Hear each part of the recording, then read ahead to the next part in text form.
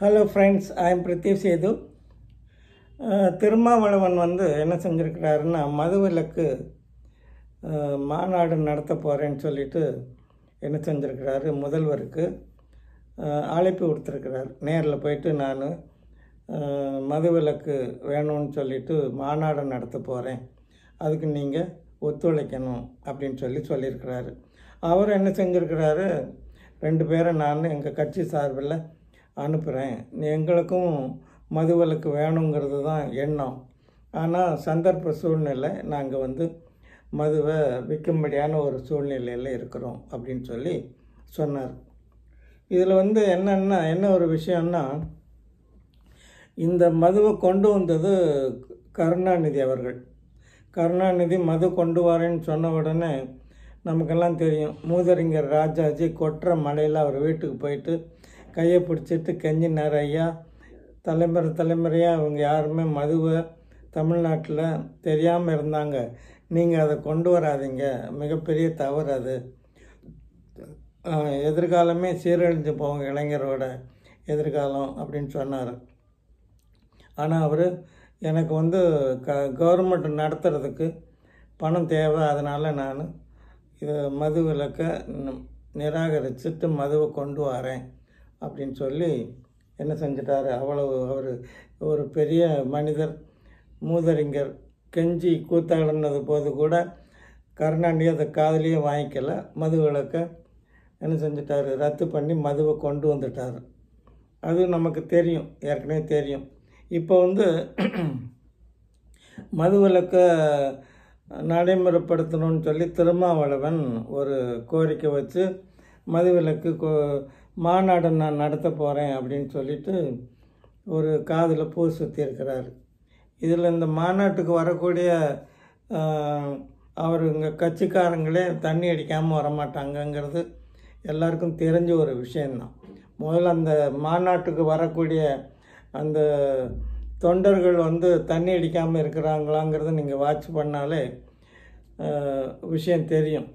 இப்போ இவர் என்ன செஞ்சிட்டாருன்னா, அவர் என்ன நினைப்பார், நம்மளுடைய அப்பா ஸ்டாலின் என்ன நினைப்பார், என்னோட அப்பா கருணாநிதி கொண்டு வந்த மது விஷயத்தை நான் வேண்டான்னு தடுத்துனா அது எங்கள் அப்பாவுக்கு செய்கிற துரோகம் அப்படின்னு அவருடைய மைண்டு வாய்ஸு அவருக்கு சொல்லலாம். இதை மற்றவங்களும் ஏற்றுக்குவாங்க, ஆமாம் அவங்க அப்பா கொண்டு வந்தவர், இவர் திரும்ப அதை மது வேண்டான்னு சொன்னால் அது தப்பு இல்லையா, அது அப்பாவுக்கு செய்த துரோகம் இல்லையா அப்படின்னு கேட்கலாம். கருணாநிதி கொண்டு வந்த இந்த மது விலக்கை எடுத்ததை எம்ஜிஆர் இருக்கும்போதும் அது கண்டினியூ ஆச்சு, ஜெயலலிதா அம்மா இருக்கும்போதும் கண்டினியூ ஆச்சு. ஜெயலலிதா வந்ததுக்கப்புறமா தான் அது என்ன செஞ்சது, இதில் உள்ள ஊழல்களை கண்டுபிடிச்ச உடனே எதுக்கு தேவையில்லாமல் அப்போ திமுக காரங்க தான் கான்ட்ராக்ட் எடுத்து 500 ரூபா 50 லட்சம் விற்கக்கூடிய இடத்துல 5000 ரூபாய்க்கு கான்ட்ராக்ட் எடுத்து கொள்ளையாக அடித்தாங்க. அதை பார்த்தாங்க ஜெயலலிதா. அந்த அம்மா என்ன பண்ணாங்க, கவர்மெண்ட்டே எடுத்து நடத்தும்னு கவர்மெண்ட்டு இந்தியாவிலே மது நடத்துகிற ஒரே ஒரு ஆட்சி அநேகமாக தமிழ்நாடாக தான் இருக்கும்னு நினைக்கிறேன். மதுவை கையில் எடுத்து மது விற்பனையை அரசாங்கமே நடத்துதுன்னா அது தமிழகம்தான். இதில் மாதம் வருஷத்துக்கு 40,000 கோடி வரும்படி வருது.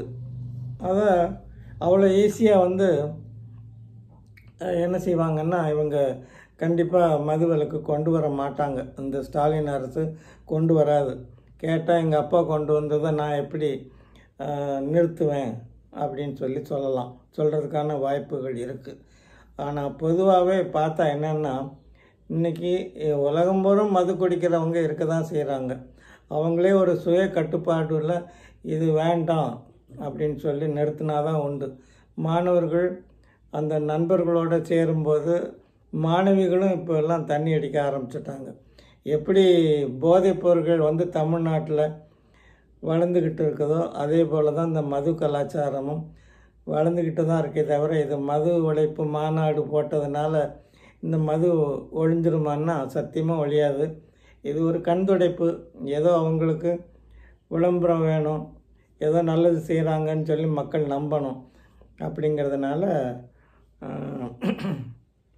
திருமாவளவன் இதை கையில் எடுத்திருக்கிறாரு.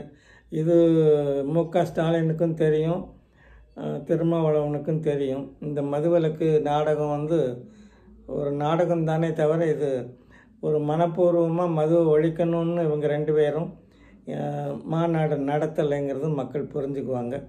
இந்த வீடியோ பிடிச்சிருந்ததுனா லைக் பண்ணுங்கள், நண்பர்களுக்கும் உறவினர்களுக்கும் ஷேர் பண்ணுங்கள்.